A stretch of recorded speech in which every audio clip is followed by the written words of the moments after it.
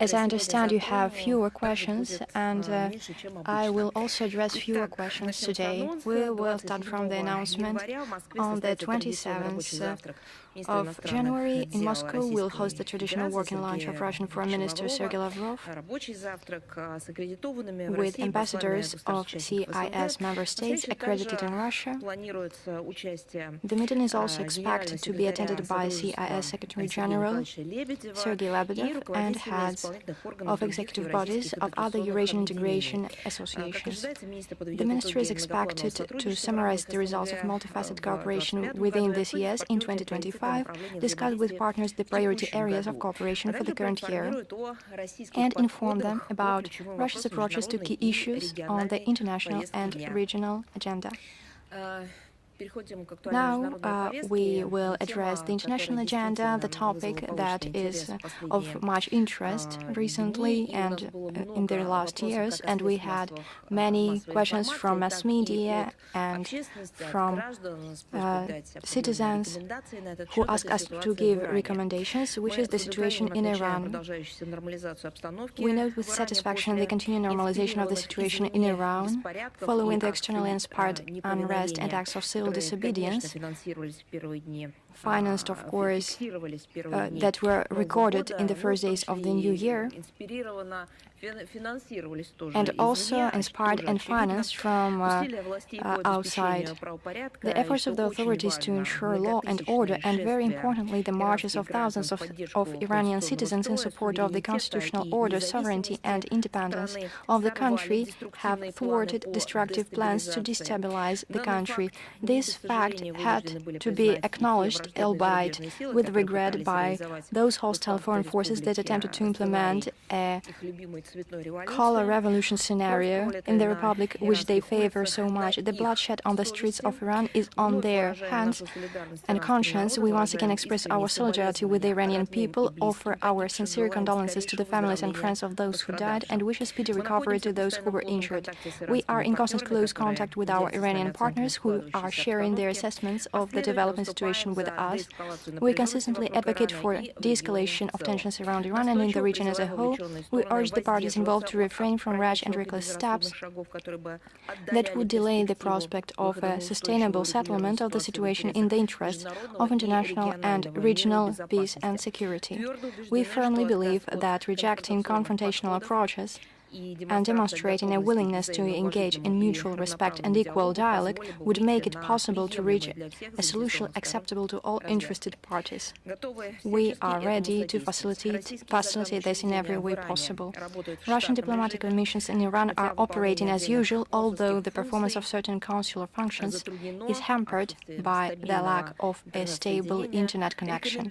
The recommendations to our compatriots remaining in the Islamic Republic of Iran remain unchanged. Take reasonable precautions, refrain from taking photos and videos, especially of military and government facilities, and strictly comply with the requirements of local law enforcement agencies and special services. We ask those Russians who have planned to travel to Iran for any reason to postpone their trip until the security situation has fully normalized. Now we will address Ukraine. The neo-Nazi regime in Kiev continues to attack civilian targets, terrorizing the peaceful population of Russia. Over the past week, 75 civilians have been affected by Ukrainian shelling and UAV strikes. Of these, 11 were killed and 64 wounded, including children. 3 children received injuries. Here are some concrete facts to confirm these words. Republic of Adygea, on the night of January 21, 11 civilians, including 2 children, were injured when a Ukrainian UAV struck a residential area in the Takhtamudaevsky district, causing a fire in an apartment building. and a parking lot. Belgorod region, on January 15th, 3 civilians, including the head of the Malinovsky Rural Settlement Administration, Ignatov, were injured as a result of UAV strikes in the village of Malinovka and the village of Glotovo. On January 16th to January 20th, in the city of Shebekino, the villages of Nechaevka, Zibrovka, Tavrova, Golovchino-Gruskaya, Tradne, and Novaya Tvolzhanka, as well as on the Voznesenovka-Shebekino highway, drones killed 5 people, including Taylokov, assistant to the head of the Gravionsky district for security. 8 civilians were wounded. Bryansk region, on January 20th, 2 civilians were killed when enemy suicide drone struck a civilian vehicle in the village of Chosy. Zaporozhye, on January 19th, the armed forces of Ukraine shelled a secondary school in the city of Kamenka-Dnipropetrovsk, where 15 children and 10 employees were present at the time.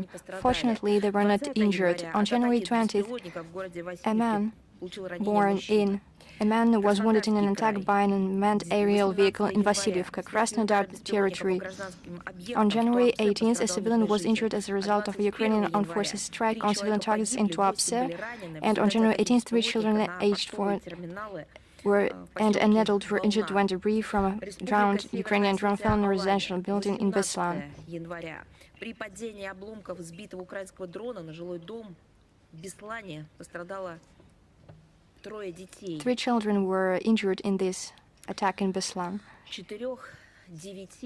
3 children aged 4, 9, and 11. Can you imagine it? In Beslan, in North Ossetia-Alania, as well as an adult. Kherson region, on January 15th, 2 employees of the state pharmacy chain who were delivering vital medicines to a pharmacy in the city of Polokhy were killed by an enemy UAV attack on a civilian vehicle in the vicinity of the village of Basan on January 16th. By a drone on a private house in the village of Radensk, a man was killed. On January 18th, in villages of Tavri and Vinogradova, 2 civilians were injured by Ukrainian armed forces shelling. On January 19th, a man was killed by a UAV strike in the city of Alyoshki. According to the Investigative Committee of Russia, 445 people were killed and 553 were wounded as a result of the attacks in the Kursk region. The statistics presented by the Investigative Committee indicates this. Can you imagine? This is what the armed forces of Ukraine did there and what they do practically every day in different regions of our country against, I would like to reiterate, civilians, children, women, employees of the social field. They deliberately target them. Once again, according to the Investigative Committee information, in the Kursk region, 445 people were killed and 553 were wounded. The crimes of the Ukrainian nationalists are being thoroughly investigated, and all those responsible will be identified and will face inevitable punishment. With facts and with data, with actualized information, there will be a briefing by Ambassador at Large of the Foreign Ministry of Russia on the crimes of the Kiev regime, Rodion Miroshnik, on January 30th at 11 a.m. It will be held at the press center of the Russian Foreign Ministry and will be dedicated to the criminal acts of the Kiev regime in 2025. We will provide all the relevant information rapidly. We draw the attention of the international organizations. Rodion Miroshnik, in a week, will present a large report in the form of a briefing and speak on what horrific trials civilians are going through due to Kiev regime's actions, deliberate actions, planned actions of the neo-Nazi Kiev regime. Summary statistics and facts will be presented, confirming the Kiev regime's systematic violations of the norms and principles of international humanitarian law, as well as testimonies from victims and other documentary and visual evidence of the terrorist nature of the regime of Zelensky. Sometimes my voice shakes when I have to speak on these actions taken against children, on the number of victims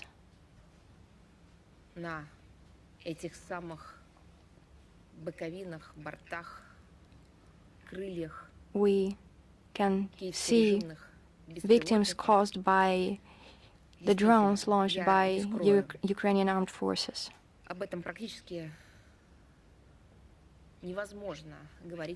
It is impossible to speak about this calmly. I do not know whether it is a secret or not, but the most difficult task when you voice these numbers and these facts is to see the text, because tears appear in the eyes, and it is difficult because they blur the vision, and sometimes I cannot refrain from these tears. But every time I try to do it so that the world can know that this Nazism that allegedly was defeated 80 years ago, once again it raises its head. Now it is hiding behind words about alleged democracy, freedom, allegedly national identity in Ukraine. In reality, this is nothing but a shadow, but a mask. This is just dust that is thrown in the eyes of everyone, so that nobody can take note of the essence, the Nazi essence of what happens. When for language, for nationality, people are being killed, people are being persecuted, and they do everything so that there is nothing left on the ground of those who they are fighting ideologically.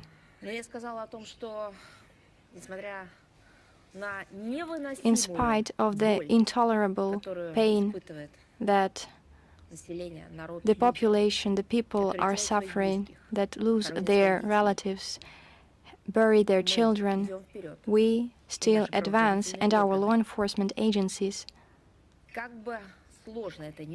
no matter how difficult it is, including from the psychological point of view, sometimes you think whether you need to apply the law, whether you need to follow the letter of the law. Sometimes there is a thought, maybe it would be easier to just engage in vengeance and put everyone under trial without thinking of law. But even so, overcoming this temptation, the agencies investigate, they pass the cases to the tribunals and courts, and then decisions are made. Russian law enforcement agencies continue to bring Ukrainian war criminals and foreign mercenaries to justice. The investigation into the case against the commander of the 138th Anti-Aircraft Missile Brigade of the Armed Forces of Ukraine has been completed. Nikolai Ziman, on January 25, 2024, 2 years ago, militants of the Kiev regime using the American Patriot air defense system over the Belgorod region shot down a Russian Air Force IL-76M aircraft.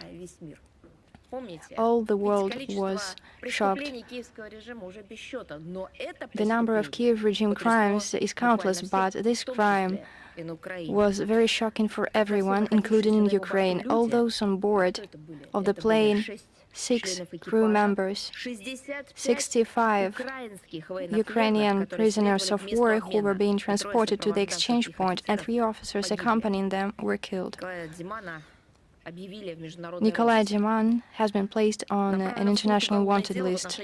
A criminal case has been sent to court against the head of the Yelizavetgrad, formerly Kirovograd detention center, Roman Chebanenko, who is accused of mistreating 18 Russian prisoners of war and intentionally causing serious harm to their health from March to August of 2022. He also has been placed on the international wanted list. British mercenary Reginald Francis Steele, who participated in combat operation as part of the armed forces of Ukraine, has been sentenced in absentia to 13 years in prison. He has been placed on an international wanted list. This is the scale of crimes committed by Ukraine. On January 14th, during a press conference in Brussels, European Commission President Ursula von der Leyen announced proposals to use a credit loan to Zelensky regime for 2026-2027. The amount is 90 billion euros. In the form of a joint loan from EU countries. She proposed allocating 60 billion euros. Where do you think? No, it will not be allocated towards supporting democracy or rebuilding economy. Neither is it for the social sector. 60 billion euros will be sent to Kiev to address Kiev's military needs. As Ursula von der Leyen explained, Ukraine is at war with Russia, and they will spare no funds nor money for this purpose. 30 billion euros will be assigned to the budget support of Kiev. What does that mean? A very interesting wording, budget support. Not the social field, not the economy field, not the construction of new plants, it is not about job creation. There will be no new schools opened or museums or theaters or universities. They will not have this money. This, according to Ursula von der Leyen, is money dedicated to the budgetary needs of the Kiev regime. What are these budgetary needs? We are well aware of what they are. The whole world knows. This money is assigned so the Zelensky can steal them, and this is what this is all about. Weapons should be purchased, according to her, mainly in Ukraine, EU countries, or the European Free Trade Area. The reasons are not hidden by her. This is a direct quote. This is a lot of money, said Ursula, and it should give us additional benefits in the form of job creation and strengthening our military-industrial base. Job creation with blood money. Job will be created at the expense of children, of people being killed. This is what these jobs, new jobs, will be about. The pragmatism of calculating Europeans is not a form of pragmatism, it is cynicism. And as noted in expert circles, it may negatively affect the interests of the Kiev regime, which previously asked sponsors to cover the budget deficit in 2026 of about $60 billion. The Kiev regime should not be given money. You should teach the Kiev regime to stop stealing, but it would be impossible because somebody is covering this thievery up. Now the Ukrainian treasury will only be able to receive 15 billion euros, even if additional tranches are received from other Western countries, the International Monetary Fund, or other sources of financing. Ukraine is unlikely to avoid a budget deficit amid an avalanche of rapidly growing needs to restore, for example, its energy sector. However, the dire situation of Vladimir Zelensky and its Vladimir Zelensky is of little interest to his European allies. For them, it is important to continue with the carnage and to participate in this redistribution of money. And I would like to mention the visits to Ukraine by Western curators of the Kiev regime. who talk so much about peace, who have discussed peace so much. So let us see what they discussed there. On the 12th, 13th of January, Norway Foreign Minister Espen Barth Eide visited Ukraine. What do you think? Do you think he discussed peace? No, there were just other tranches for Ukraine to support its energy security and its vitality. Oslo is to allocate nearly €2 billion for this purpose. But Norway Foreign Minister forgets to mention that the jobs Ursula von der Leyen has promised to create in the EU countries, people who will work, they will work to produce munitions and arms from which this energy security and vitality of Ukraine, they will be destroyed by that, because it's the continuation of the slaughter. But the Westerners continue to ignore those logical chains. But the visit of the Norway foreign minister, it has other peculiarities.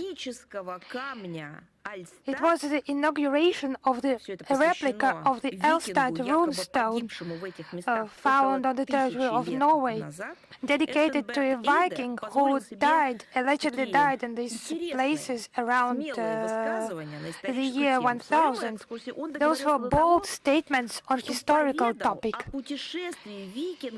In his statements, he even mentioned the Vikings' journey through the territory of present-day Ukraine, supposedly reaching such cities as Dnipropetrovsk, Zaporozhye and Kherson.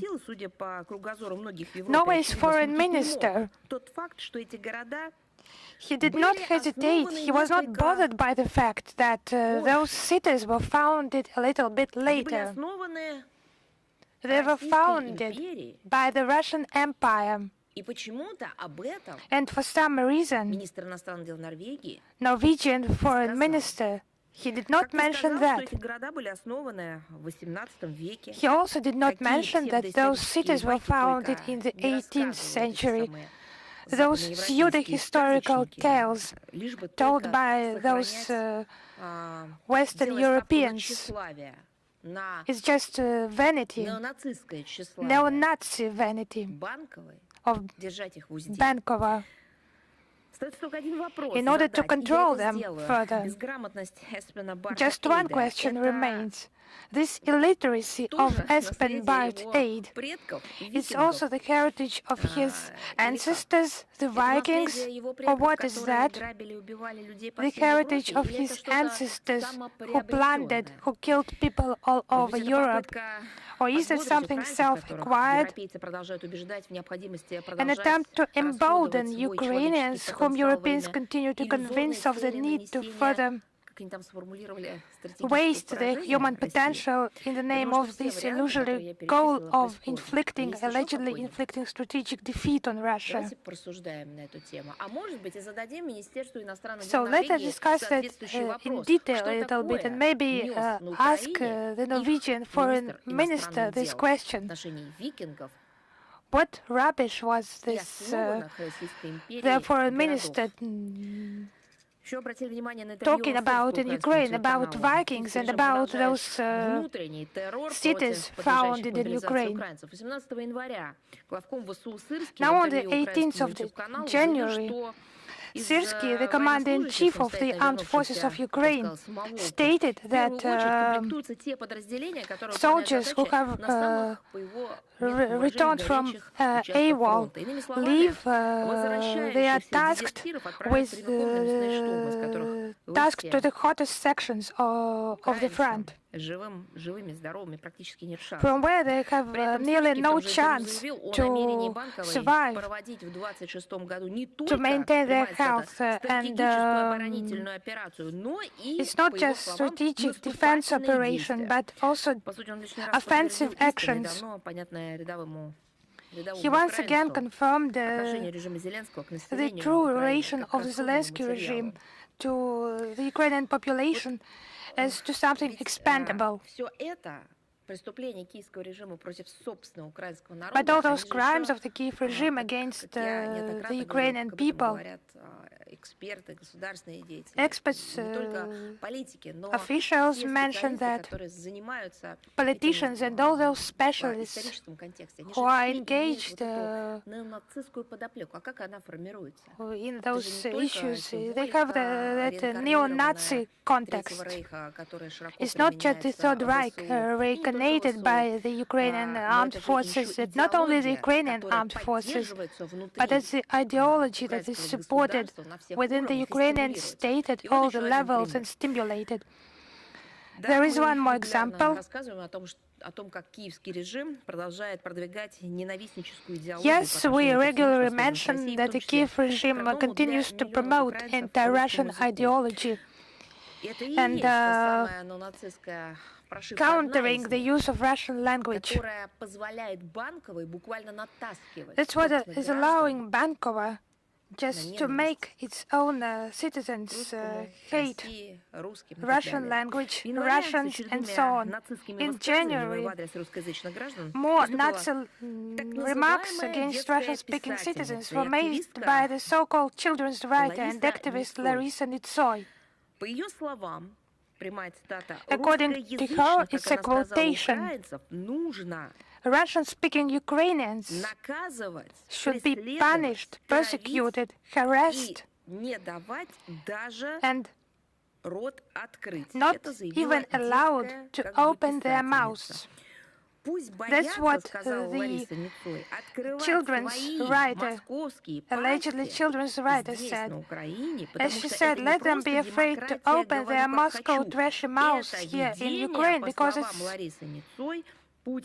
not democracy, it's the vision of Putin's policy in Ukraine. End of quote. In general, she characterized the use of the Russian language as an anti-state action. Such a writer who hates her own compatriots. Children will not learn good things.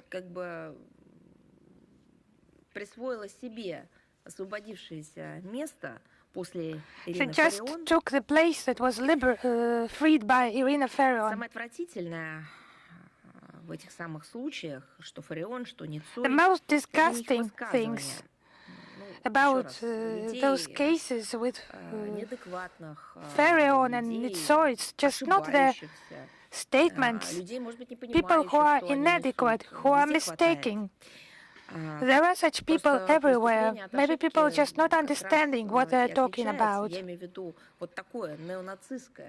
And crime is distinguished from a mistake, such a Nazi, such a moral crime. A mistake, it can be corrected. People can just say they were not right, just to correct themselves.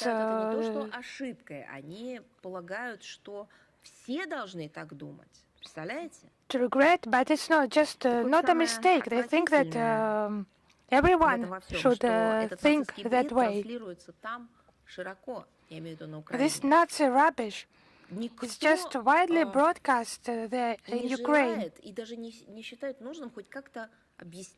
And no one thinks it's necessary to somehow explain or to feel some discomfort about such statements. No one bears responsibility. Maybe some misunderstandings, wrong quotations, wrong context. No, on the contrary. That's what is offered to white public as a norm, a new norm. And that's a testimony that their statements obviously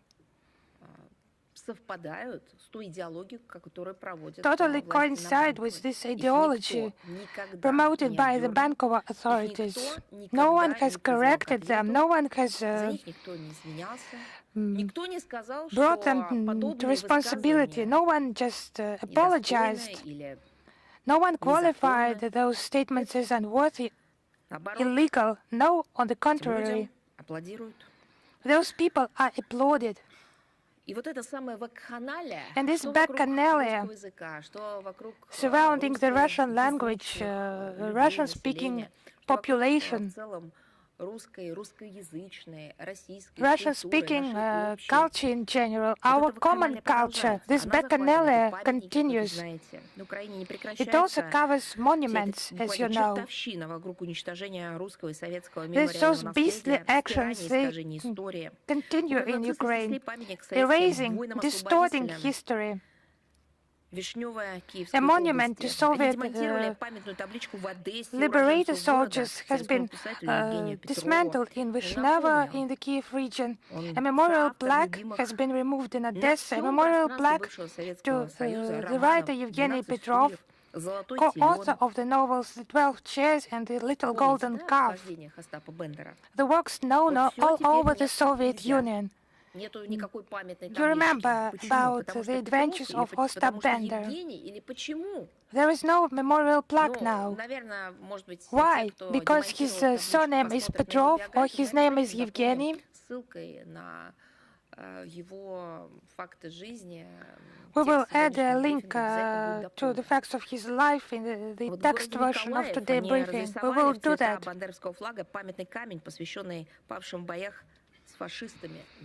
In the town of Mykolaiv, they painted a memorial stone dedicated to soldiers who fell in battle against the Nazis in the colors of the Bandera flag.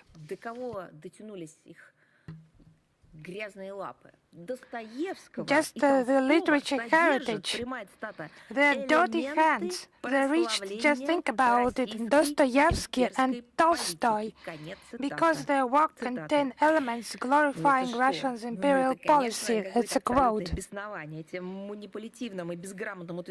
just some beastly actions, manipulative, illiterate statement. And further memorial and geographical sites connected with the great Russian writers, they are regarded as manifestations of Russification policy and imperial propaganda, allegedly. Some horrible tales. They're just mentioning Dostoevsky. And all those places need to be renamed or monuments should be dismantled. So, will they rewrite those books by Tolstoy and Dostoevsky, or will they just burn them? These facts once again confirm the urgency of the tasks of denazification, demilitarization of Ukraine, and the elimination of the threats from its territory, and all those goals, as repeatedly stated by the Russian officials, will certainly be achieved. On the situation in Moldova, they continue, under the pretext of non-existent Russian threat, to promote the idea of unification with Romania. Moldovan President Sandu, who has Romanian citizenship, she gave a new impetus to this campaign. On the 12th of January, she declared that a referendum will be held on this issue. But she can hold a referendum, of course. And as the Moldovan Foreign Minister Mikhail Popshoy mentioned, if the existence of the Moldovan state, its sovereignty, territorial integrity, and the lives and inviolability of its citizens were threatened, there is such possibility, reunification with Romania. And virtually all Moldovan top officials, they just spoke in favor of this unification with Romania. But common citizens, they were not asked whether they would like to preserve, as Popshoy mentioned, the inviolability of their lives. by reunification with another state. This unionist campaign is generously seasoned with anti-Russian sauce. And I would like to remind about the period of the Romanian occupation of Bessarabia from 1918 to 1940. So, to those who do not read books, to those who do not know, let me remind. Those were raids, arrests, torture, and executions by the punitive apparatus. Those actions were taken against the Moldovans. It was commonplace. Ruthless exploitation and rapacious plunder of the region by Romania's ruling classes led to degradation of such traditional areas as livestock and agricultural production. Livestock numbers decreased by a third. Grain yields fell by more than 11% compared to 1906-1911 levels. Workers and peasants were deprived of their rights and freedoms. Child labor was exploited under the guise of apprenticeship. People's standard of living declined. Real wages in Chisinau in 1937 were 60% lower than in 1913.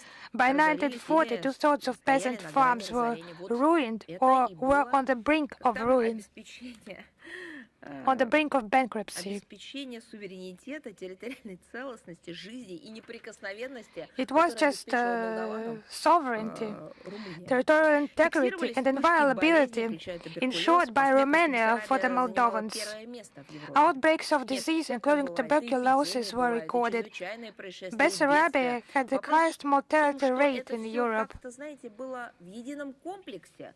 It was just one complex of destruction of life in this region when those came to that region with whom Sandu is now offering to unite to the Moldovans.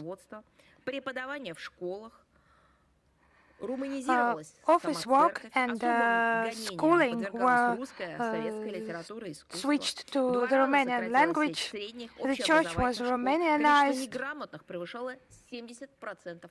The illiteracy rate exceeded 70% of the population because literate population cannot be told like that. There has never existed the Moldovan language. There was only the Romanian language. Literate population understands its history and knows its culture, knows its roots, whether it's statehood or cultural common culture. The number of secondary schools was halved. That rate to this commonplace illiteracy. Fleeing brutal political terror, poverty and hunger, almost 500,000 natives were forced to leave their homeland. Of course, the Moldovan authorities prefer not to mention that and do not talk about this tragic historical experience. But fortunately, the Moldovan people remember their history. Over 60% of respondents in opinion polls are against unification with Romania. So even like this, through total propaganda conducted by Sandu, with the use of Western money, she could not deprive the Moldovan citizens even with those means. Now about the transfer of around 1,500 tons of Russian wheat purchased through our country's contribution to the UN World Food Programme. It is 1,416 tons to be precise. Russian ambassador to Bolivia, Bolivia's Minister of Productive Development, head of the UN World Food Programme country office, participated in that transfer. The issue of food security is critical for Bolivia. The government of this country addressed Russia in August 2014 23 requesting food aid, and in accordance with the concept of the state policy of the Russian Federation to contribute to international development, that was adopted by the decree of the President of the Russian Federation. There was an additional contribution by our country to the UN World Food Programme, and the belligerent side conducted a lot of organization and logistical work in order to transport this wheat to Bolivia. Russia has demonstrated that it is a reliable partner who can help in crisis situation, and La Paz thanked our country for humanitarian assistance. We are ready to continue our cooperation based on mutual respect for the benefit of our countries.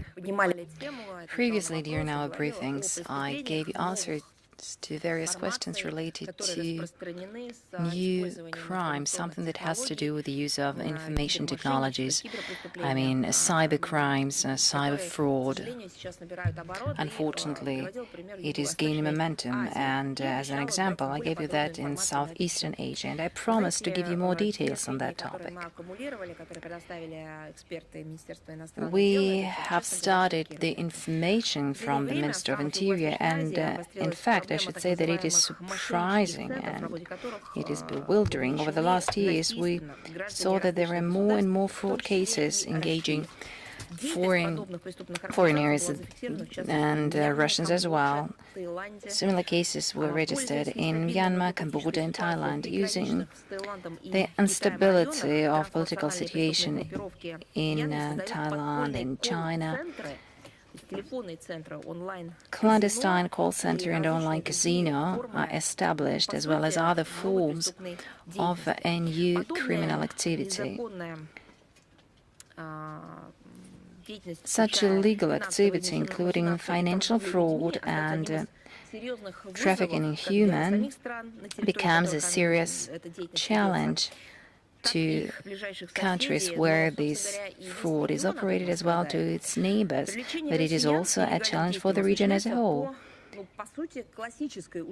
Russians fall victim of this conventional scam through social media and messengers, and information is spread on the search of new employees in the territory of Thailand. For instance, they might need services of interpreters, translators, office managers, travel agents, or maybe representatives of a more creative professions with a higher wage.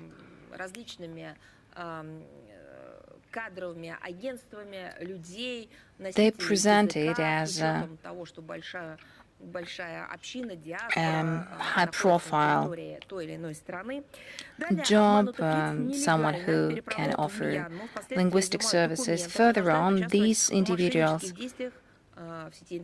are forced to participate in scams. They see no longer their documents. In November-December 2025, Myanmar authorities carried out a large-scale operation against various scam centers in their territory. As a result, something that is really shocking, as a result, over 10,000 illegal migrants were detained. It was home to all those criminals.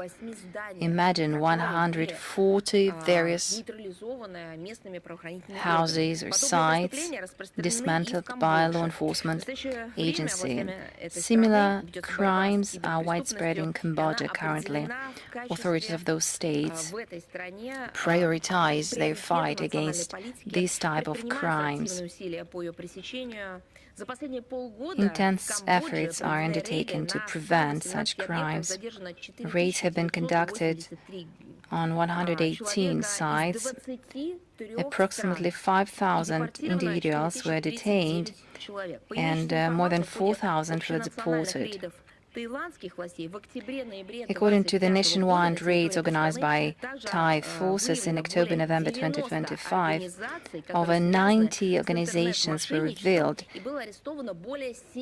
engaged in internet fraud, and over 7,000 individuals were arrested. Can you imagine all those figures? 10,000 people or 7,000 people.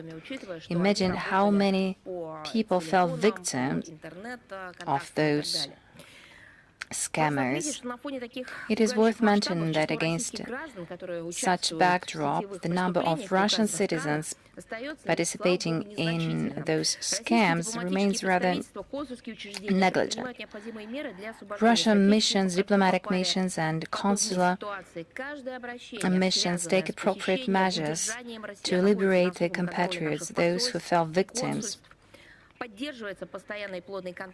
There is constant tight contact with law enforcement agencies of the country of state, with survivors and their families.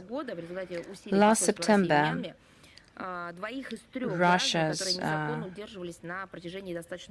embassy in Myanmar helped to liberate 2 of our citizens. All in all, approximately 20 compatriots were liberated by the efforts of our missions.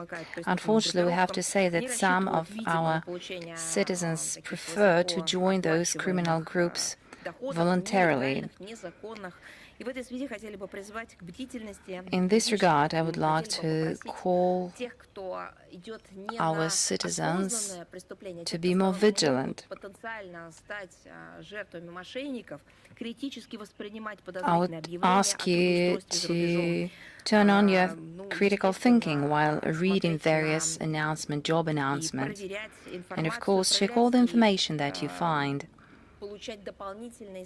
Ask for additional information inter alia through our diplomatic missions in those countries.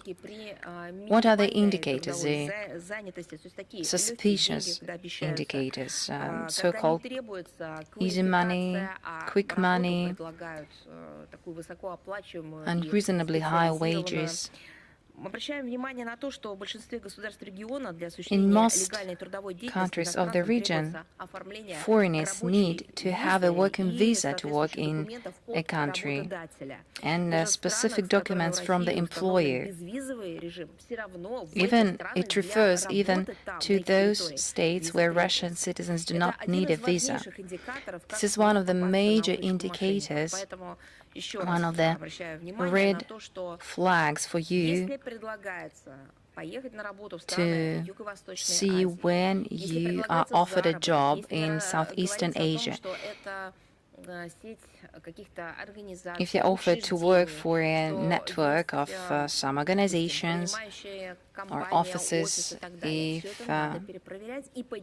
they say they have an office in that country, and if they do not offer you any services, any assistance in getting a visa, when you are offered only travel documents and flight tickets, these should be a red flag for you. In most cases, it is a scam. Прекрасно понимаем, и я хотела бы особо отметить, что Юго-Восточная Азия остается одним из самых востребованных. Of course, we understand that Southeastern Asia is still a major country of resort for our citizens. Russians love spending their time there, but once again, stay vigilant if you are offered a job in those countries. Double-check all the information through embassies of those countries in the territory of Russia or through Russia's embassies in those countries. But of course, do not forget about the Minister of Foreign Affairs here, where you can get a more detailed information. This testifies to the fact that the interaction between law enforcement agencies is also important, inter alia in the area of information and communication technologies. Russia has always been committed to fighting crime and cybercrimes as well. Our cooperation is always built upon mutual respect. Unfortunately, we face a situation when some Western states apply a selective approach to such cooperation, and they replace information security by current political architecture. After long discussions in Hanoi, a UN convention against cybercrime was signed. 74 states signed this document, 73 plus the European Union. The fight against crime is not a place for political competition. It is a liability which defines the security of citizens of all and every country. The Russian Federation is open for equal, pragmatic, depolitized cooperation with all interested states. The Hanoi Convention is only a starting point, not a finish line, and we call upon all the law enforcement communities to use legal and operational mechanisms and instruments, forget about double standards, and protect our citizens against shared threats in the 21st century. Only by pooling our efforts, by protecting our sovereignty and the international law, we will be able to ensure the defeat of the cross-border crime. For sure, it is the area when the cooperation, the interaction are not just beneficial but save real lives.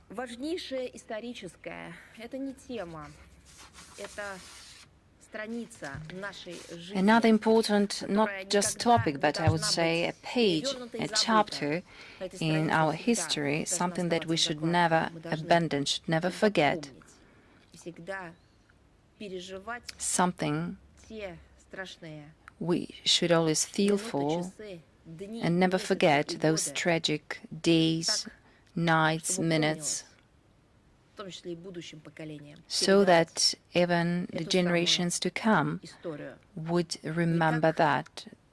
That is the history that we delegate to our descendants. This is the living memory. As you know, the 27th of January, every year we celebrate the Day of the Military Glory of Russia, the day of the full liberation of Leningrad from the Nazi siege. It is one of the most tragic chapters in our history, and to my mind, this is one of the most hideous chapters in the history of the world, because we are talking about a civilized community, civilized society. At that time, people knew what the international law is, what human rights mean, what are commitments, treaties.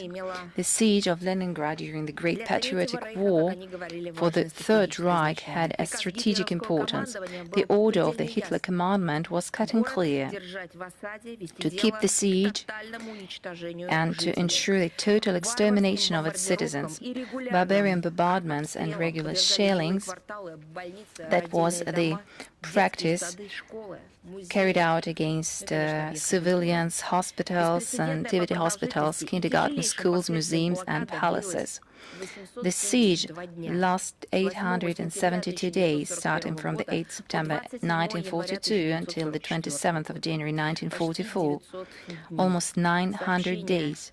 Any liaison with the city was held only through the Lake of Ladoga and by air. It was the period of starvation, diseases, shellings. Over 1 million people died, including those who lived in in the outskirts of the city. Scientists and activists are to be glorified here because during those years and decades, on a daily basis, they do their best to restore the memory, and they keep looking for new names. It is not that we need to push statistics. It is about memory.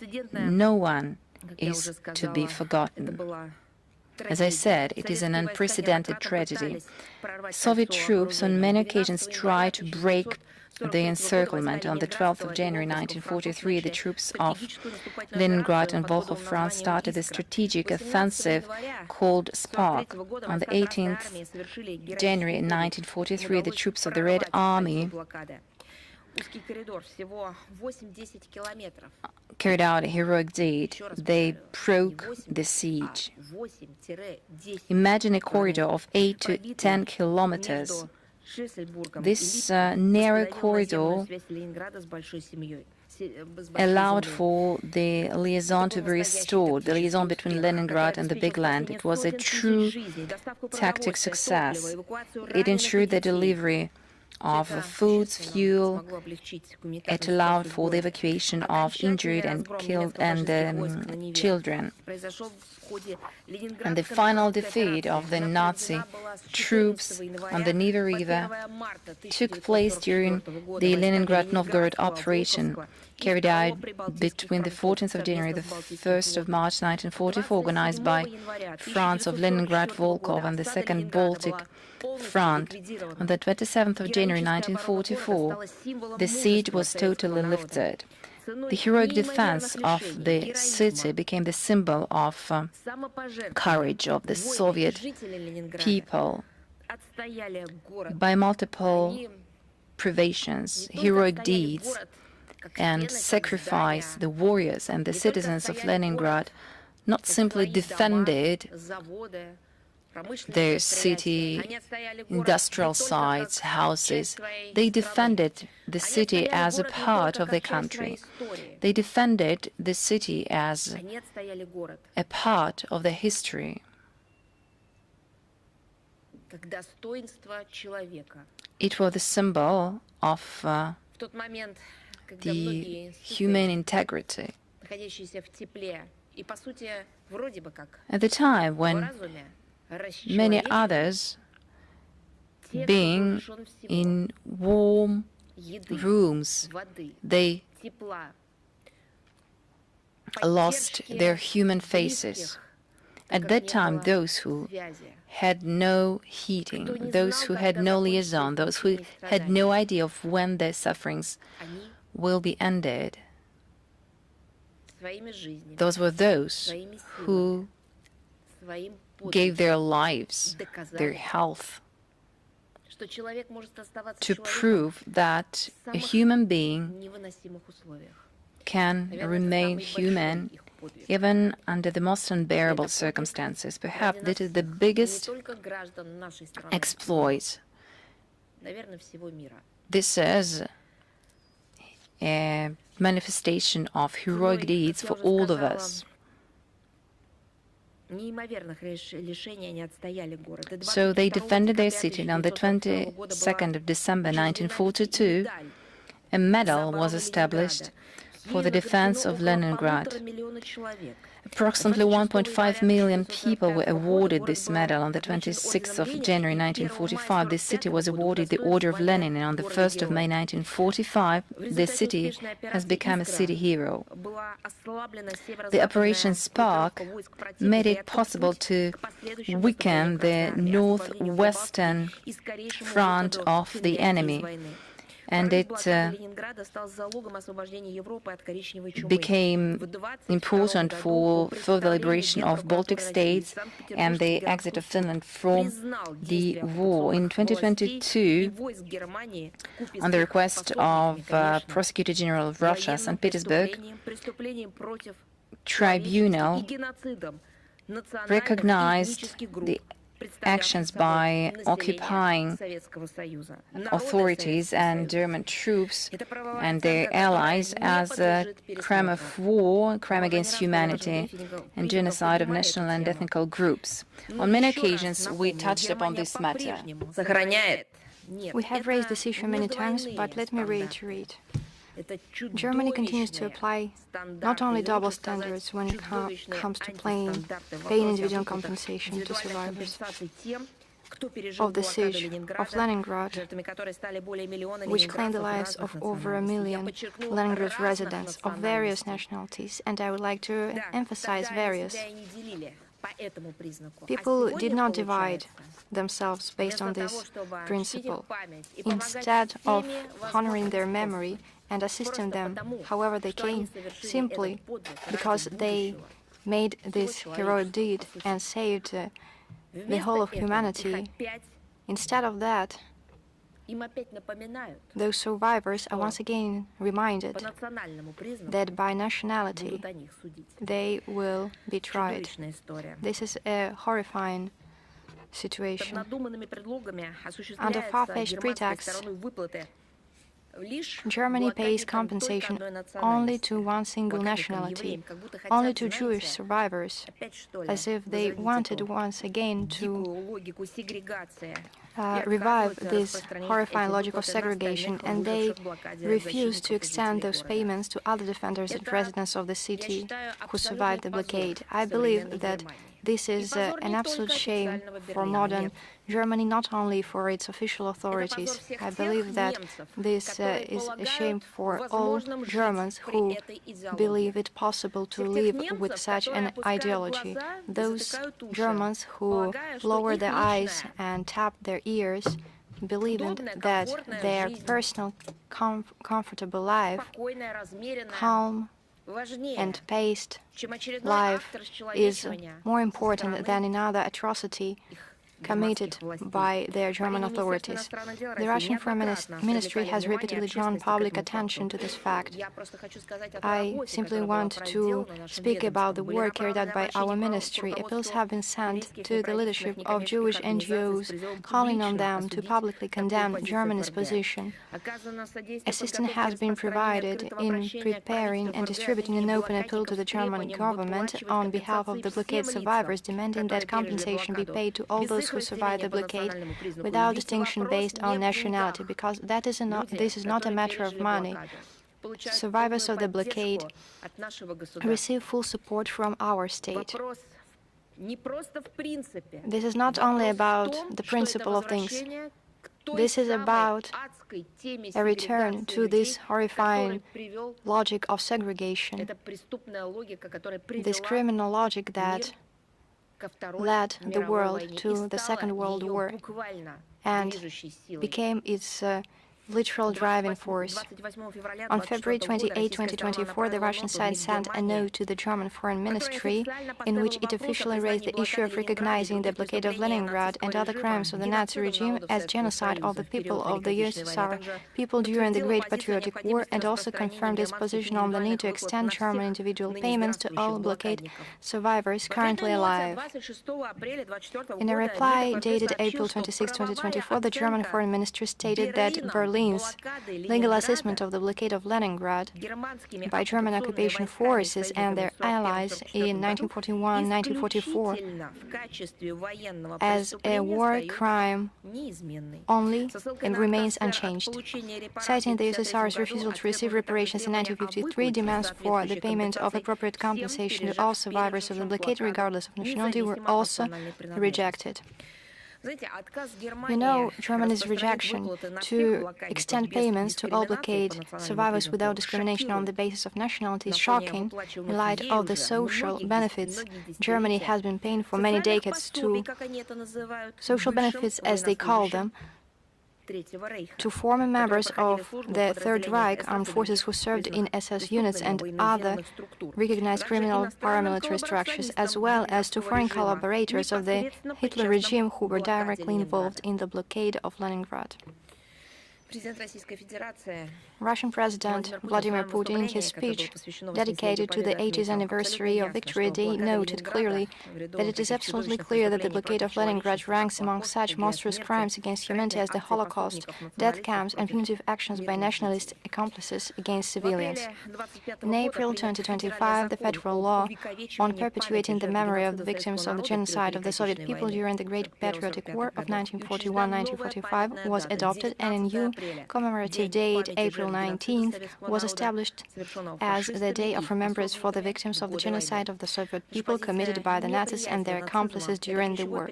Our rejection of Nazism is a key priority of historical memory. The uncompromising fight against any manifestations of neo-Nazism, xenophobia, and racial discrimination will continue in the name of protecting historical truth and perpetuating the memory of our citizens who fell victim to fascism and misanthropic ideology for the sake of future generations in the name of peace on earth.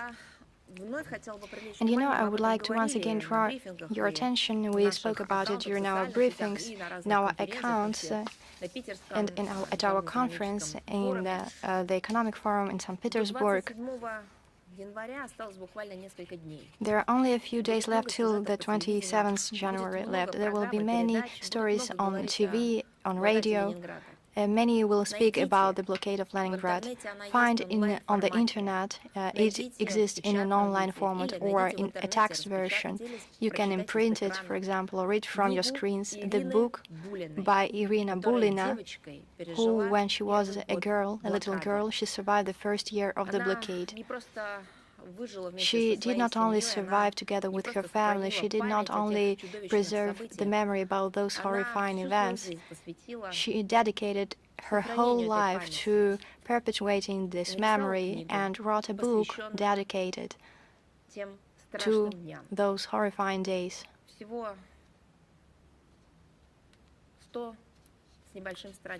Only 100 pages or a little more. They are very piercing. We will include in the text of our briefing the link. Read yourselves, read with your children. Read it in whatever format you want, but do read it. And another book also about an historical event. The Minister of Foreign Affairs throughout many years has been maintaining a constructive partnership with an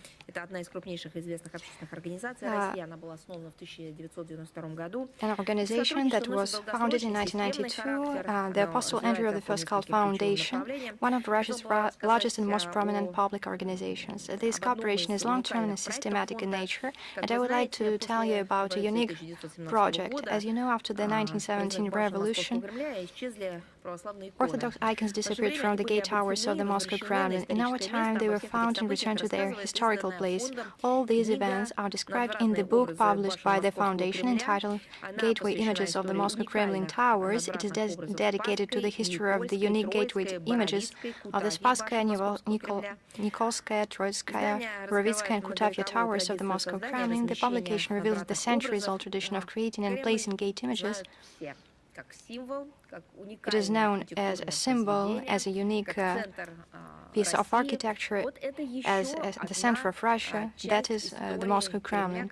This is another piece of its history, which I believe is very interesting, including to foreigners, and particular attention is paid to historical and archival research, which for the first time cover in such detail the history of the images from the 16th century to the beginnings of the 20th century, as well as their return and restoration at the beginning of the 21st century. The book was presented in 2025 at the Andrei Rublev Central Museum of Old Russian Culture and Art. At the moment, on the initiative of the foundation, the possibility of sending the book Gateway Images of the Moscow Kremlin Towers to the libraries of Russian embassies and diplomatic missions abroad is being considered. And now I am ready to answer your questions. Do we have Международная жизнь here? Good afternoon. The Davos Forum is underway, and the President of France, Emmanuel Macron, spoke about a shift towards a world without rules. A shift towards a world without rules where the international law is substituted and only the law of the strong is in effect, said Macron, and also spoke about the manifestation of imperial ambitions. How could you comment upon this? You know, this is about the magic glasses used by Emmanuel Macron, which he used at Davos during his speech. I believe he used those glasses, and now everything was clear for him. He realized what we have been speaking about for a long time, that all those rules invented by the West to substitute international law come down to one single rule, the right of the powerful. This is precisely what we speak about, and he used those same words to characterize the neocolonialism, which used to take different forms. It came from colonialism. This is all about different ambitions of the countries. And another question. I would like to hear your comment upon the content of the Sweden report and Russia's influence in Finland in 2025. We have taken note of the document.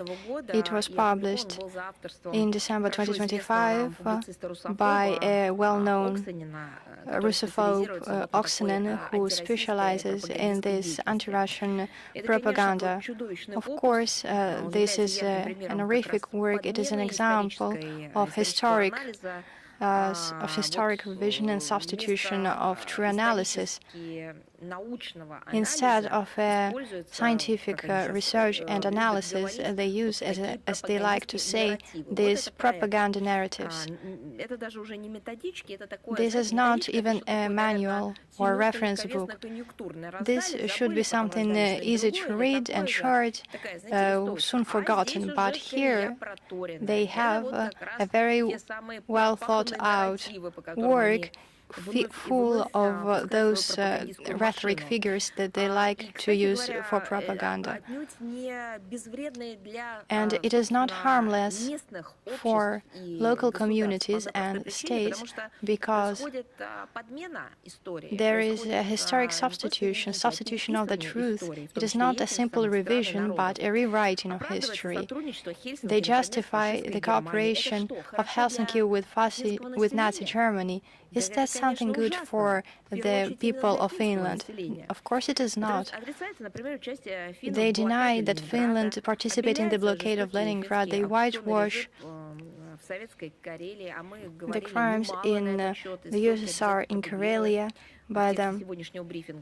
We spoke a lot about that. The author of the work is speaking about the unacceptability to equalize the camps in Karelia to Nazi camps. Do you know why? Because there were no gas furnaces there. Because according to the author, if there are no gas furnaces, in that case, the camp cannot be considered a Nazi camp. It seems to be some kind of another camp, according to them.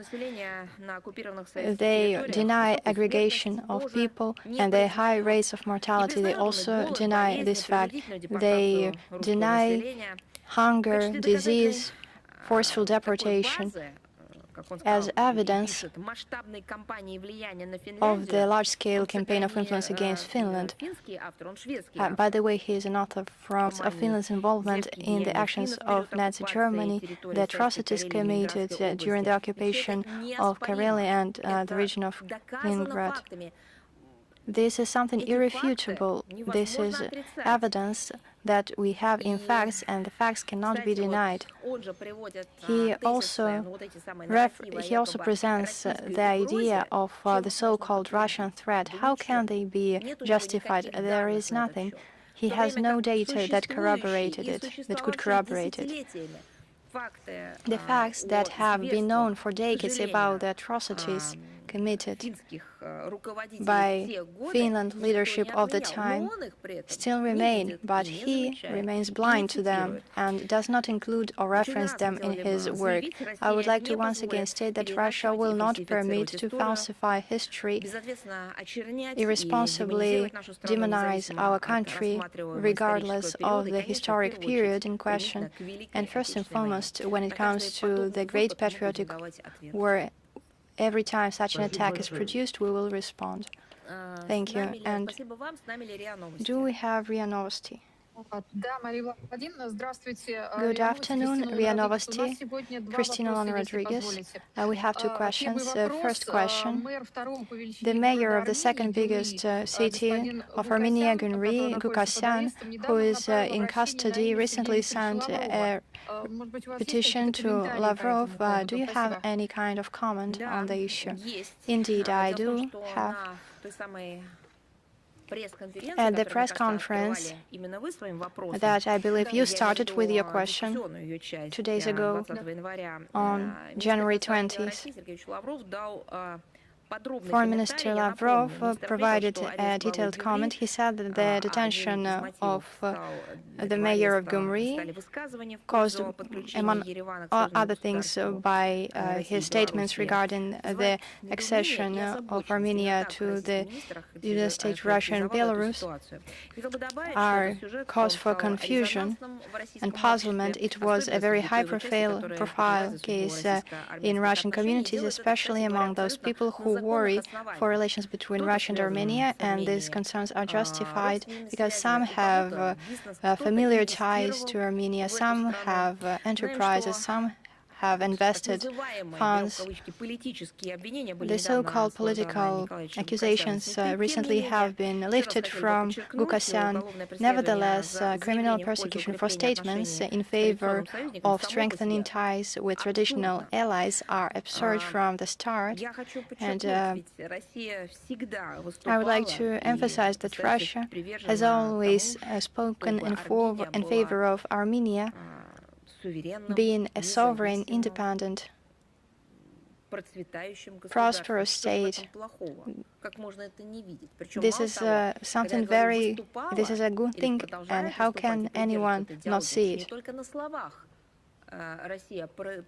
Russia not only through words shows this approach. We make concrete steps based on our political logic and will.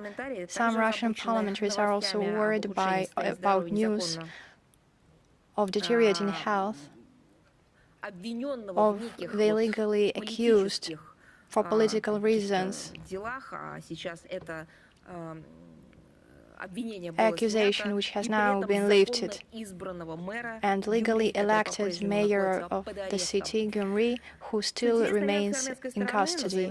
Interestingly, from Armenian side, we see a reaction that is very different to the practice that we sometimes see when these remarks and situations are disregarded.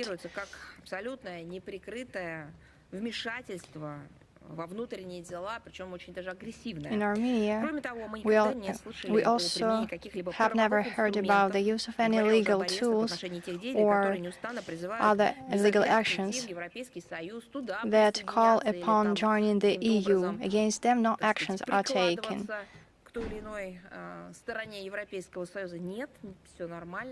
In this case, everything is normal, so it seems that there is also a kind of a segregation based on nationality. When it comes to the European Union and any involvement in its policy, it indeed is related to a rejection of a part of a country's sovereignty, and such approach would be covered by one of the articles of the Criminal Code of Armenia.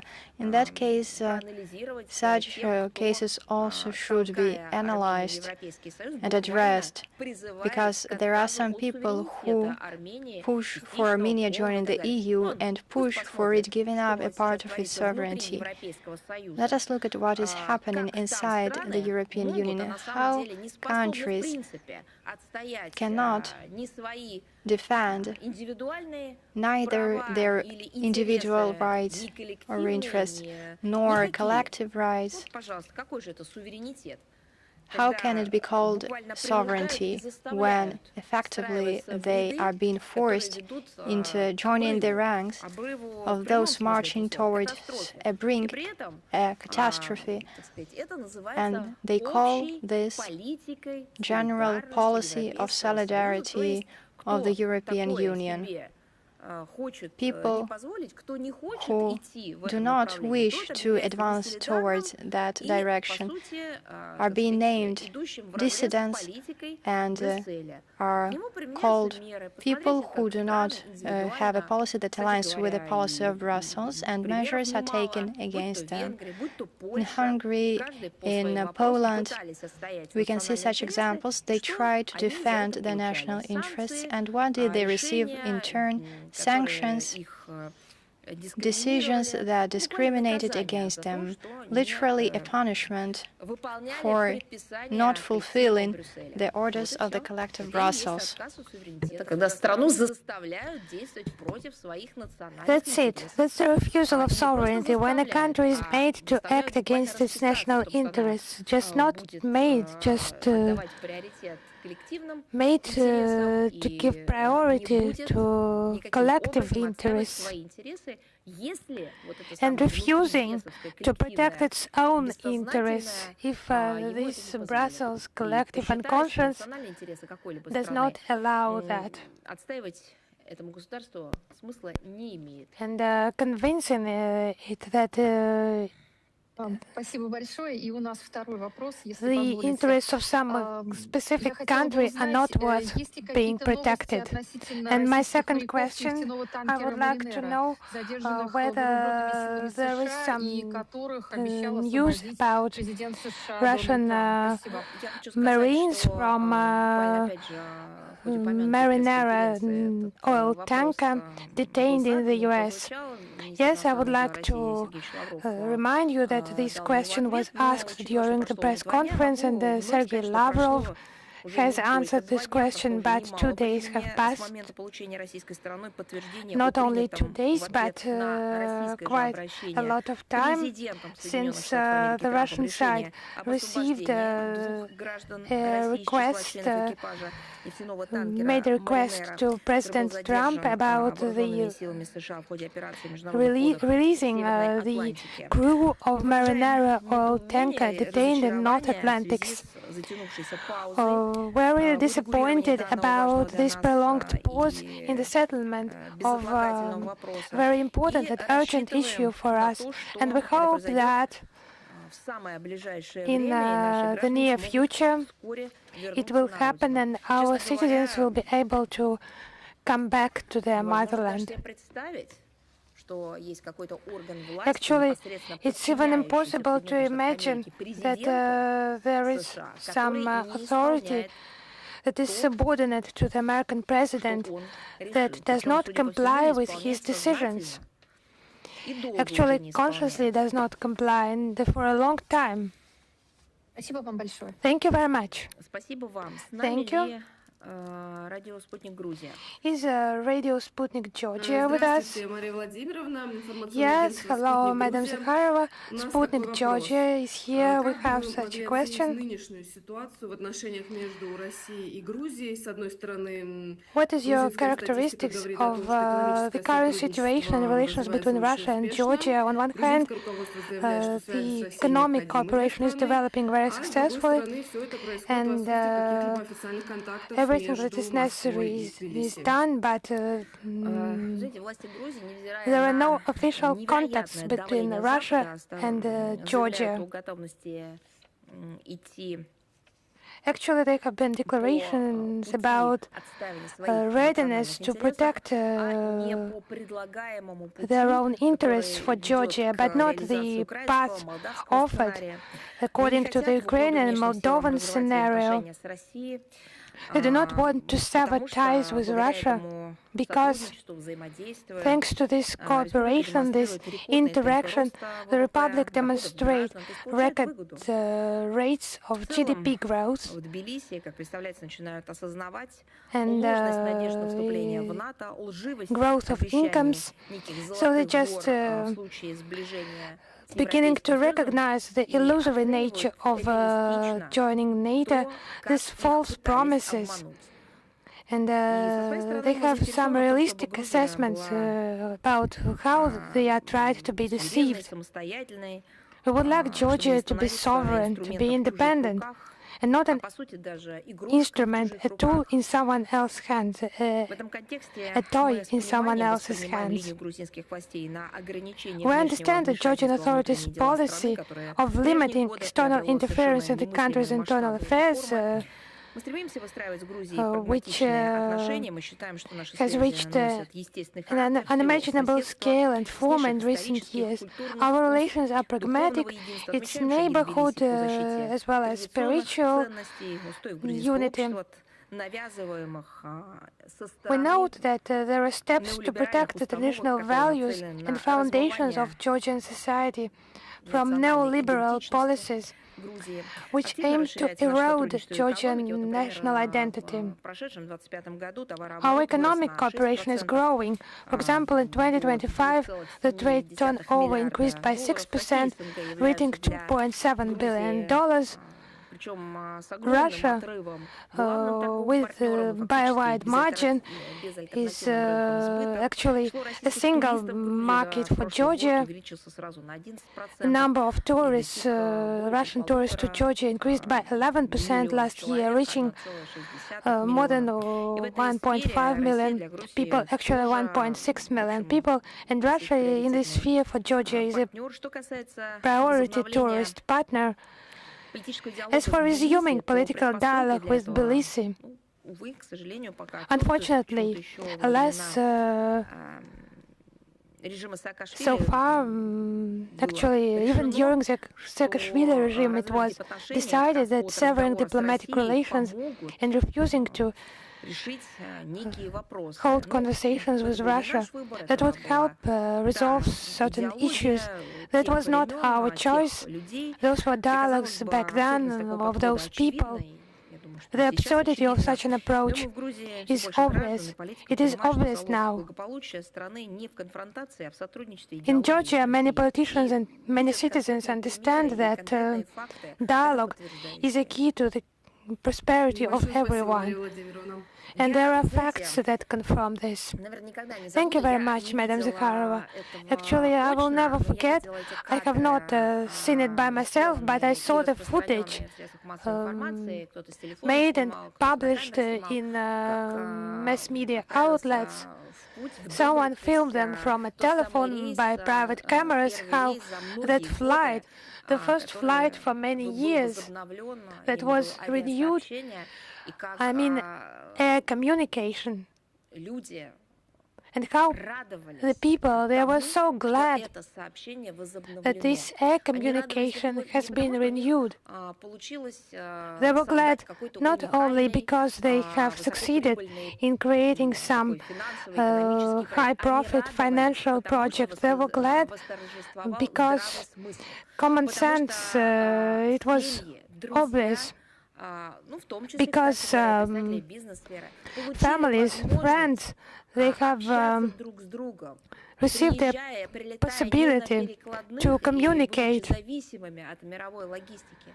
А так как это делали without десятилетиями, some extra и flights, почему перестали это but делать? По direct чьей-то, flights. мне And доброй воли. Я помню эти эмоции радости, I того, just что, remember those честно emotions говоря, of того, joy. что и на Frankly конкретном этом speaking, примере this можно было specific увидеть, как example, восторжествовала you could справедливость. see how Вот это зло, justice это какая-то просто, prevailed, знаете, and these evil мрачные acts нити были побеждены доброй волей и they добрым were намерением. И это conquered невозможно by забыть, good их wishes. искреннюю радость And it того, was что они just сделали это не только для frank себя, joy. что они They сделали did it это not only for для themselves, людей, but которые they действительно have done it for the people по, так who сказать, ту или другую actually, сторону границы, эти on границы both не sides чувствовали, of the потому что, border, например, являлись they did членами not одной feel семьи. those borders because, for example, they were members of one family. Спасибо Thank you. вам. С Thank нами you. Ли, Balt News.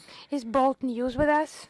Здравствуйте, Мария Владимировна. Yes, hello, Madam Zakharova. We have two questions today.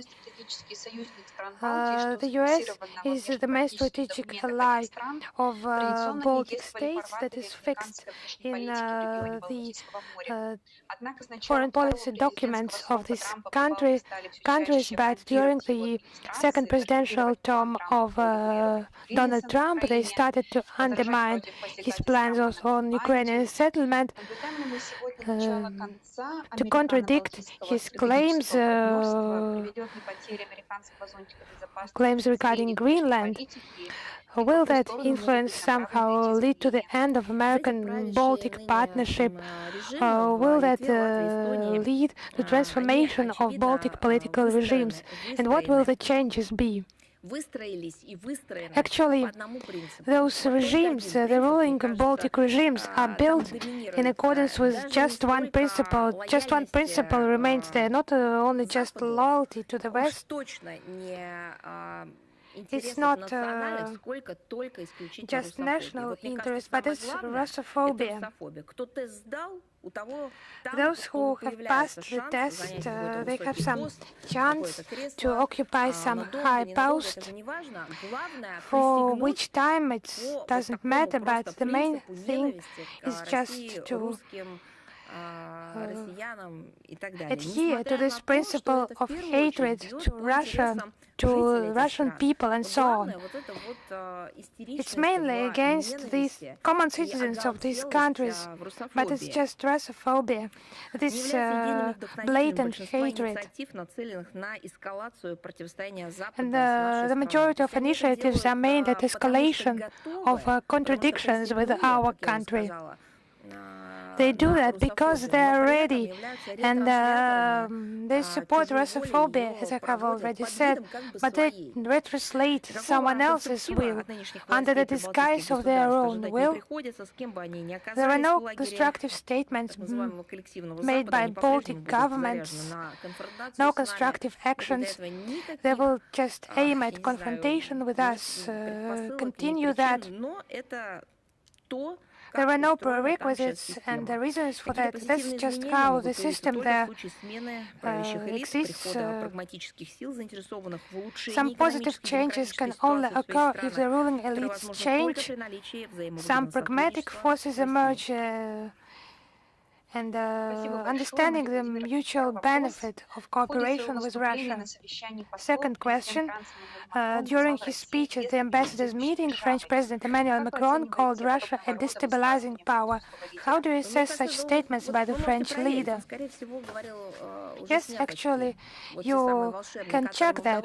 Maybe he said it when he took off his glasses, his magic glasses that helped him see the truth in Davis.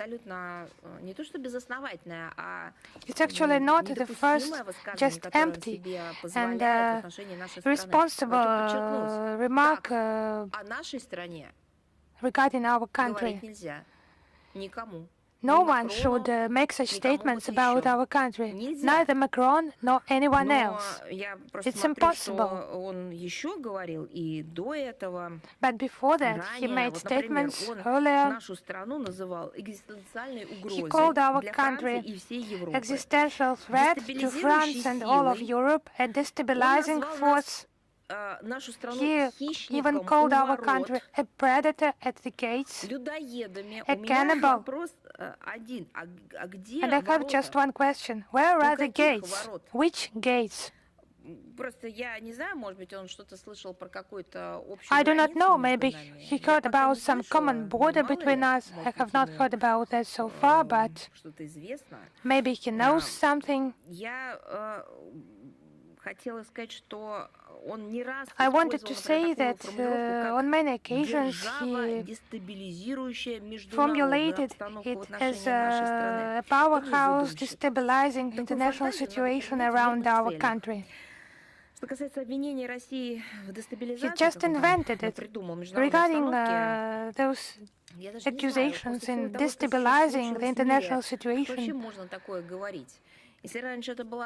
what has happened in the world now after that? How can something like that be expressed? It was just some sick fantasy regarding our country. Now it's just a sick fantasy. lack of vision of what is happening in the world and realistic assessment of the processes that are underway.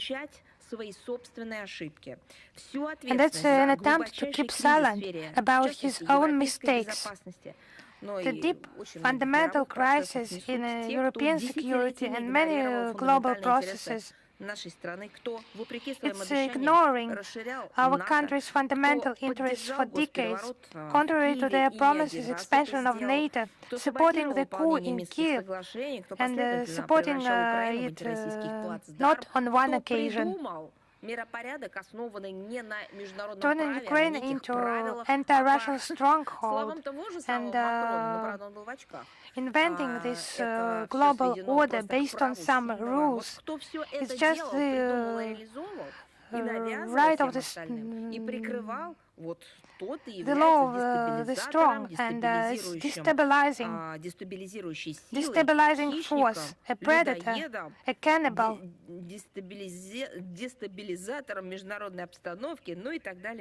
Destabilizing international security and so on and so forth. It is noteworthy that at the same time the French authorities have begun to talk about resuming contacts, but with whom? With a predator, a cannibal, a destabilizer. But then why? If such characteristics are pronounced about us, why? In order to impose unacceptable conditions on us, conditions for resolving the Ukrainian crisis, in order to convince us to accept the deployment of a coalition of the willing troops in Ukraine. It's just some insane idea. It's just doomed to fail. So we see no preconditions for the normalization of bilateral relations with France. And because of Paris, those relations have fallen into a deplorable state. But the current ambassador of France in Moscow, it will be a good idea for him to work on that issue and to report to his capital that all those statements, those insane statements, are not fashionable, no longer fashionable, and do not correspond with the current situation. Thank you. Thank you. Is China Media Corporation with us? Yes, hello, Madam Zakharova. We have two questions today. According to the State Statistics Directorate of China, in 2025, China economy grew by 5%, GDP exceeded 140 trillion yuan, personal income increased, and China is among the top 10 nations on the development potential, innovation potential. How do you assess this China's economic development, and how could that affect our cooperation? We're glad about the success of Chinese people and this Chinese economic miracle. It continues to surprise the entire world. Someone is actually surprised, and it's a wonder for someone, but someone is frightened, seeing some destructive emotions and reactions. China remains a driving force for global growth, and it is aware of its responsibility in international affairs. Russia and China are among the economic powerhouses globally, and our relations are strong, reliable, adaptable in the current conditions. And talking about our country, it has been a lot of pressure, the illegitimate sanctions that are actually part of a hybrid war against our country by the West. That has all become possible. The achievements of our country also due to unprecedented level of trust and interaction. The common common principles of equality and mutual respect, and the readiness to cooperate in economy and trade. And an important factor is possibility for innovation. In this connection, we give a lot of importance to the links between China and Russia in different areas like atomic energy, outer space, and there are mega science class projects, new opportunities for our students and scientists, the growth in number of common scientific research, and the growth in interaction will give a powerful impetus to the development of both countries and help ensure their technological sovereignty. Thank you very much. Our second question is about the issue that has been widely discussed recently. Sergei Lavrov mentioned it during the press conference. You mentioned it during your briefings on many occasions. Over the last years, we heard a lot that there are some contradictions between the US and European states. It refers to diplomatic trade disputes over Greenland, and some clashes keep growing. So, facing such a strong reaction from European states in the US claim on Greenland, the American leader also stressed that the world will not be in full security unless the US gets total control over Greenland. What is the Russian stance here, and how would you assess such an American move and its impact on the current political, economic, global world order and relations with the NATO allies? Let me once again quote Minister Lavrov. He said that we have no say here, and we keep observing the situation, and we will make our conclusions based on the solutions of this situation. Once again, let me stress that here Russian and Chinese approaches here coincide because publicly and openly we asked not to drag us into this situation. We should not be associated or tainted anyhow by such a situation. We have nothing to do with what is going on over Greenland. Thank you. Reuters, are you with us? Good afternoon, Madam Zakharova. Here I am, and here is my question. It has to do with the START treaty, which expires at the beginning of February.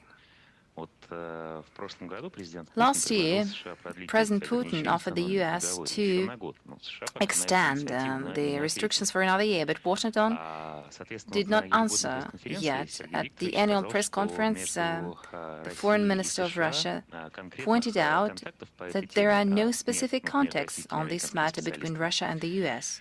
I mean, experts at the expert level. At the same time, there are no contacts relating to the expiring restrictions. Let me jump in. Basically, nothing changed over these 2 days since the press conference. So, given that the START treaty expires, what is Russian assessment of the risks if the treaty expires? How high these risks are? And if there is no treaty, how could we minimize them? Well, as of today, we are still uncertain about the future of the treaty. Russia didn't receive any answer from the US, no answer to our initiative on the post-START era, which was initiated by the Russian president last September. What we have are only statements made by Trump, rather speculative statements, sometimes controversial. As Sergei Lavrov, who you quoted, already said during his press conference, the latest comment given by the American leader can hardly be called promising. It is not yet clear whether this is the last word pronounced by Washington. So, I address you to the Article 1. No additional information was received. We still have a couple of weeks until the 5th of February, when the treaty expires. We prefer not to make any abusive forecasts before that. We prefer to wait until this date comes. Only then we will be able to make conclusions and to have arguments to make statements. Let me also remind you that the President of the Russian Federation said that Russia is ready for any scenario. Thank you. Newsroom, are you with us? Good afternoon, Madam Zakharova. Switzerland and Davos, for another year, welcomes the meeting of the World Economic Forum. This year, the Russian delegation is headed by Kirill Dmitriev. Is there any importance in this Davos platform for relations with Moscow? Well, I believe that you have the possibility to get direct comments from those who are involved in negotiations or rather who hold contacts. You can hear comments from those who are present in Davos. I see no reason in giving additional comments on that matter. As for the Davos Forum, to my mind, they deviated a lot from the economic nature of the forum. Everything has been mingled, and currently what we see is a chaotic discussion of political issues. I wouldn't even call them geopolitical, rather narrow political matters. The forum used to be a platform to discuss global economic matters, but what we see today, it is a purely politicized platform. I would say that this is the best word I can use here, politicized platform. Apparently, this year's event is no exception. It is not the economic agenda, but rather a political agenda that prevails. The matters surrounding Ukraine, Gaza, Iran, Venezuela and Greenland. And the matters on the agenda and the nature of the discussions is another proof of exceptional Western orientation of this forum. But I think that you know that organizers prefer not to invite officials from the Russian Federation.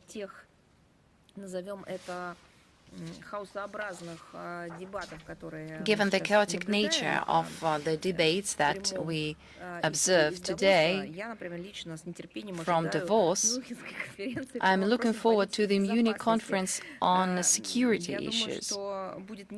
I believe it will be funny to hear from them the same as from Davos. Thank you. See, who are you with us? Basically, you already gave an answer to the question asked by my colleague, so it means that I have no questions. Big Asia, are you with us? Good afternoon, Madam Zakharova. Speaking about cohesion within the CIS, can you say a few words about the creation of the International Russian Language Organization, which was established in 2023 on the Kazakh initiative? What will be the role of such an international structure in the context of strengthening cohesion and unity of CIS? On many occasions we touched upon this matter. You know that the CIS undertakes lots of measures to strengthen the Russian language as a certain key to treasure of global culture, literature, science and education. And basically the International Russian Language Organization is meant to become one of the underlying instruments in this area. It was established by Russia, Belarus, Kazakhstan, Kyrgyzstan, Tajikistan and Uzbekistan on the initiative of the Kazakh President Kassym-Jomart Tokayev. The treaty entered into force for all the signatories, a package of operational financial documents necessary for the operational activity of the International Russian Language Organization was adopted. National representatives were appointed from Russia. This is Mr. Lavrov at the ministerial level and his deputy Alexander Pankin. Preparatory work is in the making for the organization of the ministerial conference. This organization is meant to become an intergovernmental structure with the international legal status. It naturally fits into the system of existing integrational unities in the CIS space. This organization is open for all states to join, including those who are not members of the CIS. It is open to all those who are interested in cooperating with it, for those who share its noble goal of strengthening multilateral cooperation in supporting and promoting the Russian language based on the principles of friendship, neighborhood, interstate cohesion, confidence, and mutual understanding. Thank you. Do you have the voice of homeland? I double-checked right before the briefing all the questions that we received will be answered, and as I was informed, all the questions have received their answers. If it is not the case, please inform me. Good afternoon, Madam Zakharova. Here is my question. Against the backdrop of recent statements by the Western representatives,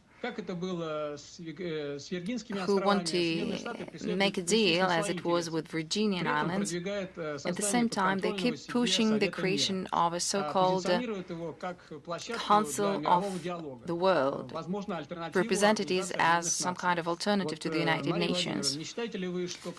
Don't you think that it is a manifestation of hypocrisy? It is not about building a just world, but about replacing the international law underpinned by the UN Charter, but something else where sovereignty is a bargaining chip. Well, I believe that you followed the statements made by the Russian president when the Minister of Foreign Affairs was mandated to study the initiative that you mentioned. What I might say is that we are working on that. When all the instructions are fulfilled, when the initiative has been studied, then we will be able to give you detailed comments. Whether it will be the Foreign Ministry or the Presidential Administration who will give you comments, this decision will be made further on.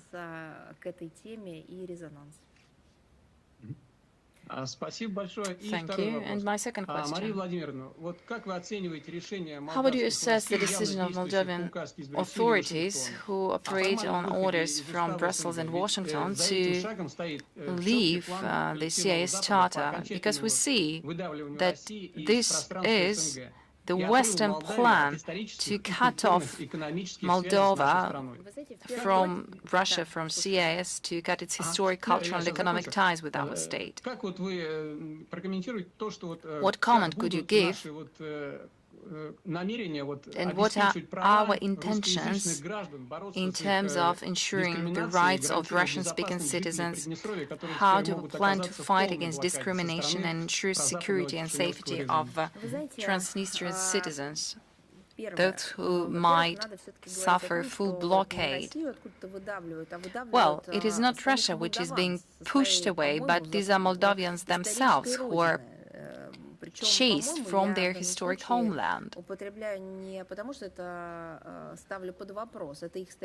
And here, I do not hear the question mark.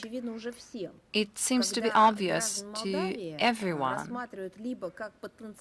Moldavian citizens are considered only as potential Romanians if they agree to change their citizenship, nationality, ethnicity, or they are considered as those who are not welcomed at home because such home does not exist.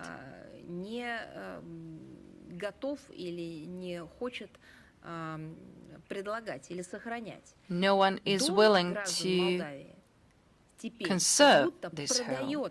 It seems as if this home is a bargaining chip, something which is being sold for free to those who come to this house, come to this home, but historically they did nothing but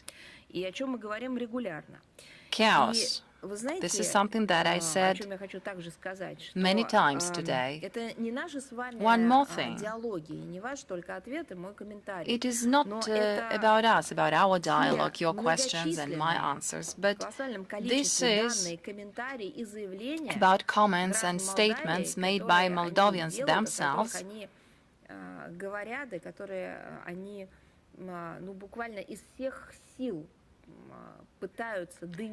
they try to do their best to bring the message home that Moldavians themselves are being pushed away and chased from their own land.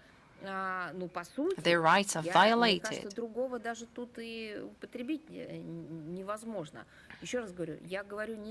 Once again, it is not a legal assessment, but this is the image which fits perfectly the current situation. We see elements of genocide, of genocidal policy against own population. Either you become a Romanian or your rights will be violated. What else could you call it when you face a choice, either becoming a Romanian and speaking the Romanian language, or your rights will be violated? These are intolerable, unbearable conditions that are created for the population. It becomes impossible to go on with traditions, with the way of life that people are used to. No normal life is any longer possible. Even the use of the language now is not easy. Of course, all those elements could be called genocidal. Once again, let me stress, I'm talking about Moldovians as natives in their own country. And thoughtful politicians give such assessments to the current situation in the country. I believe it is obvious who is interested in that. We can hear about that in Bucharest, in Brussels. Today, Chisinau announced that Moldova is about to leave 3 underlying treaties within the CIS. But there is a whole packet of documents in various areas, including humanitarian. I see no direct link between the participation of a state in the CIS and protection of rights and interests of our compatriots. That is what is our priority. That is what we do in any country, including Moldova. On multiple occasions, we stated facts of discrimination against Russian-speaking citizens on both boards of Dniester among them oppression to Russian-speaking media, to all those who show Russian passports. And Moldovan authorities did not need to officially leave the CIS to do that. But we are committed to asking those questions at all international platforms, including the UN, the OSCE.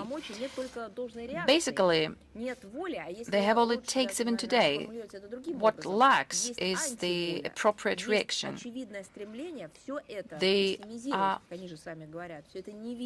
willing to neglect the existing facts, to switch on so-called white noise. Chisinau remains a member of various conventions and recognizes that human rights violations are a source of legitimate concern for other states and entities. As for the blockade of Transnistria, that's another story. We are convinced that any pressure, including economic, makes no sense, and we are committed to countering such scenario. Thank you very much. Have a nice day. Do you have author E with us? Good afternoon. Thank you for providing a detailed comment on the topic of criminal cybercrime. And thank you for the wording that you used about the magic glasses used by Macron. Well, as you can see, those glasses did help him see. So the problem was with the glasses. We need to ask him where he bought him. Well, perhaps it was not about the glasses, but there are different variants. Are Russian contacts still effective with Interpol? Is it true that the EU and the US at present completely disregard any request from Russia about extradition or detention of criminals that hide from criminal responsibility outside of Russia? Could you repeat? Is it true that EU and the US ignore any request from Russia about extradition of criminals or detention of criminals who hide from criminal responsibility outside the territory of the Russian Federation? What countries in particular are we talking about? Well, perhaps I used the wrong wording. I will try to say it in another way. To what extent are the contacts between Russian agencies still effective with the international policy organization of Interpol, and whether the EU and the US ignore requests that come from Russia when it comes to extradition? Indeed, there is a problem here. As you know, issues of interaction with Interpol are dealt with by the Ministry of Interior of our country, and of course we are in contact with our colleagues, and in various occasions we spoke about the fact that Europe in essence torpedoed in many international platforms normal cooperation and interaction. Unfortunately, Interpol was not an exception. This organization should be depoliticized. How can you enforce the law if for that you need to first understand the position of somebody, for example, in Ukraine, or matters that have nothing to do? But for some reason, this is the approach utilized by the EU in many international specialized bodies.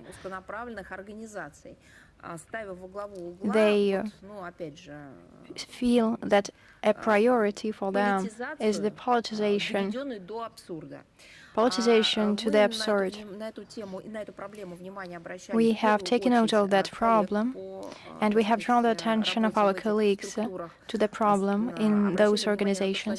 We have drawn their attention to the fact that they themselves would suffer from unfulfilling the commitments of the organization in law enforcement, the search for criminals, and prevention definition of crime, crimes that are transnational, first and foremost, would correspond to their own interests, and if those obligations are not fulfilled, and that if crimes are not prevented, if the criminals are not caught, then it would affect painfully everybody, including them. Perhaps something from our warnings have reached them, and a solution was made. Other problems remain. We'll prepare detailed material on the matter. And the second question, we have seen that in media outlets there are a lot of stories about customs officers regularly detaining foreigners that come to our country, and our question is related to this. Foreigners say that they were unaware of those rules. We would like to get to the bottom of this and see if it is about custom officers fulfilling their obligations in such a way, or it is about foreigners becoming too careless because they do not have to deal often with custom regulations. We would like to hear a comment from you so we can see what happens in reality. Well, this question is more in the purview of the Federal Customs Service of Russia, but with them we also maintain contacts. As you rightly say, this question is related to the stay of our citizens abroad, of foreigners stay in our country. So we maintain contacts with the agencies, head agencies involved. We work together, and indeed the Federal Customs Service confirmed that recently there was a growth in the number of violations of the customs legislation of the Russian Federation and rules of the Eurasian Economic Union by foreigners. Surprisingly, this happens not only to tourists, but also to foreign embassies and consulates employees, including trade missions and representatives of foreign state organs and international organizations. These our purviews cross, and it is surprising that diplomats also are affected, because they should be able to observe the laws and rules of their country of stay.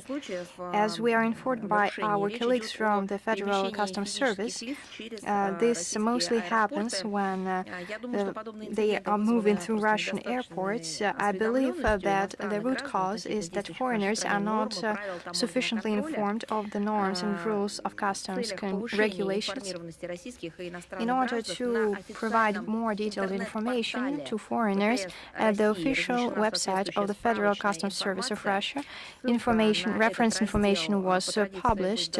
A link will be available in the text version of today's briefing.